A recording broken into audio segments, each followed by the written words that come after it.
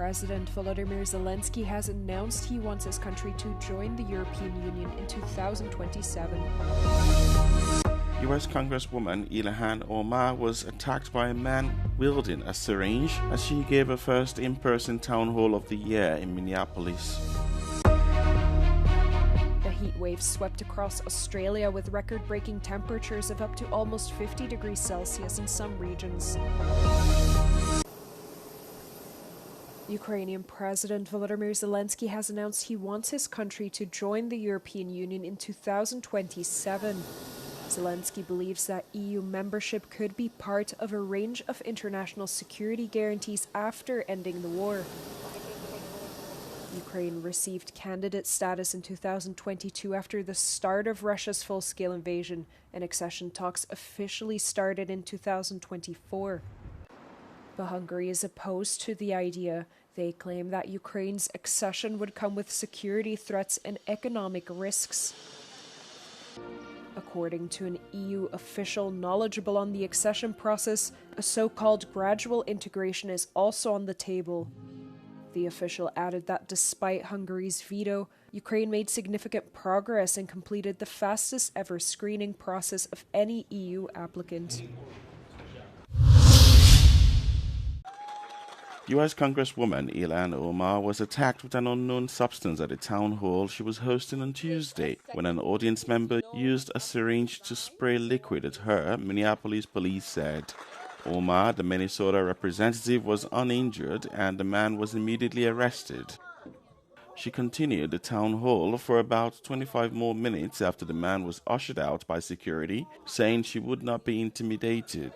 Police said that forensics were being conducted at the scene.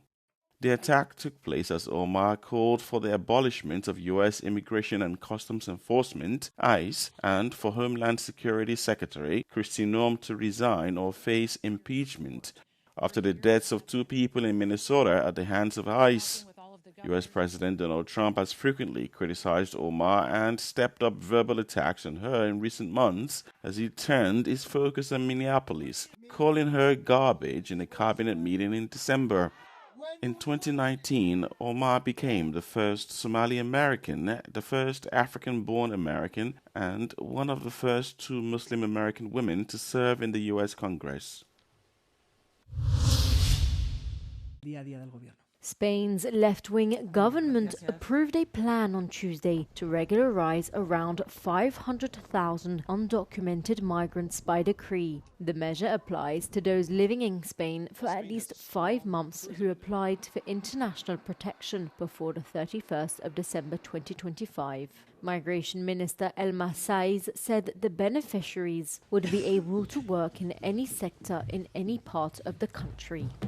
Lo que estamos haciendo es, no mirar para otro lado, dignificar y reconocer a las personas que ya están en nuestro país y dar respuesta a una realidad con una coherencia que es la que tiene el Gobierno de España en su política migratoria, que pone en el centro los derechos humanos y que trabaja por una migración regular, ordenada y segura. Applicants must have a clean criminal record. The regularization will also apply to their children who already live in Spain. The conservative and far-right opposition lashed out at the government, saying the regularization would encourage more illegal immigration. But Prime Minister Pedro Sanchez says Spain needs migration to fill labour gaps and offset an ageing population, adding that migration accounted for 80% of Spain's dynamic economic growth in the last 6 years. After months of intense negotiations, the European Union and India have reached a free trade agreement set to sharply reduce tariffs on EU products from cars to wine. The agreement, dubbed the mother of all deals, comes as both India and European countries look for alternative markets amid tariffs imposed by the Trump administration.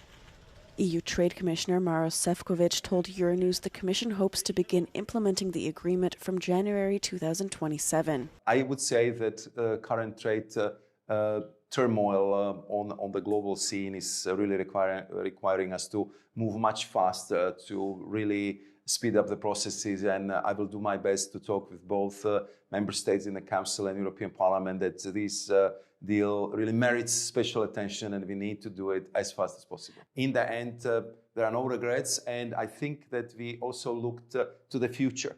So we made this agreement as future-proof as possible, because we know that India is a very dynamic market. They have growth between 7 to 8%, and we agreed that we will have regular review clauses. How can we further improve that agreement? India is currently facing tariffs of 50% from the Trump administration, which has severely dented its exports. After sealing the Mercosur deal with Latin American countries earlier this month, the EU has said it aims to speed up its trade agenda with new partners. A heat wave has swept across Australia, with record-breaking temperatures of up to almost 50 degrees Celsius recorded on Tuesday in some regions of the Victoria state. Melbourne, which is hosting the Australian Open, also came close to its hottest day. On Monday, 50,000 people attended daytime sessions of the tournament, but on Tuesday this number dropped to 21,000. The organisers had to postpone several matches due to the extreme heat. I'm drinking a lot of water, standing by these misting fans, and trying to have some of the ice-cold beverages they have here. We're going to stay as long as we can handle the heat. Making sure sunscreen, hats, bottles of water, making sure staying hydrated. And there's lots of stations here to be able to bring your own bottle and stay hydrated. No casualties have been reported so far, but authorities urged caution as they recorded 3 forest fires which have not yet been contained. Temperatures dropped slightly on Wednesday, although the heat wave is due to linger until the weekend. Where are we? Former FIFA president Sepp Blatter has backed a proposed fan boycott of World Cup matches in the United States because of the conduct of President Donald Trump and his administration at home and abroad. Blatter called for the boycott in a post on social media platform X. The international football community's concerns about the United States as host stem from Trump's expansionist posture on Greenland, travel bans and aggressive tactics in dealing with migrants and immigration enforcement protesters in American cities, particularly Minneapolis. The United States is co-hosting the World Cup with Canada and Mexico this summer. By 73 meters for the entire. Rise and shine. Hi. What's up? What's up, homie? It's me again, Bob Ferguson. I don't know if you remember, but we spoke earlier on the phone. I think we had a little misunderstanding. I think we got off on the wrong foot. I was trying to get the rendezvous point for my daughter, right. Willa. If you can't answer what time is it, I cannot give you the rendezvous point. This is a key tenet of the rebellion act. I'm surprised you can't name it. I don't know if you are. All the plantations down there paying with credits.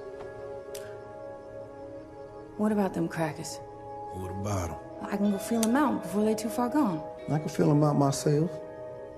They'll tell me more than they'll tell you. And I can find out what they really have. And what happens if they from Little Rock? They ain't.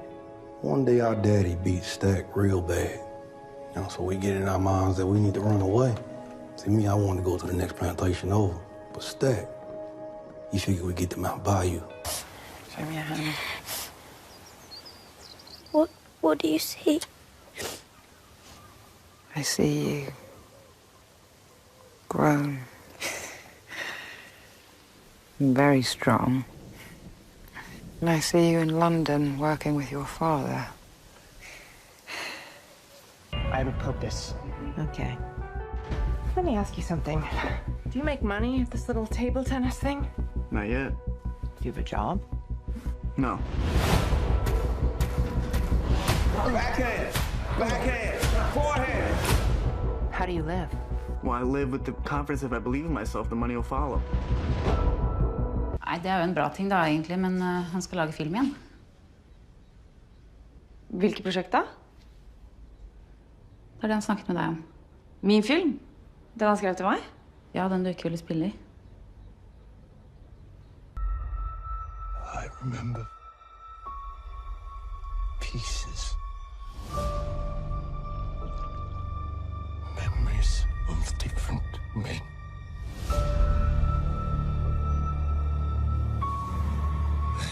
saw it.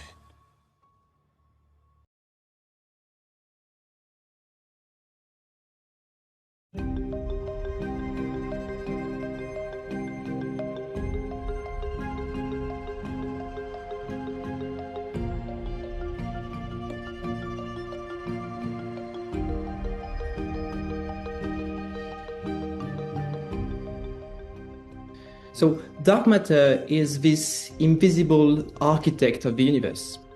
And even if it's invisible, we can observe it indirectly through the effect it has on the stars in the background, and in particular, its gravity. And that gravity will subtly bend the light from very distant galaxies.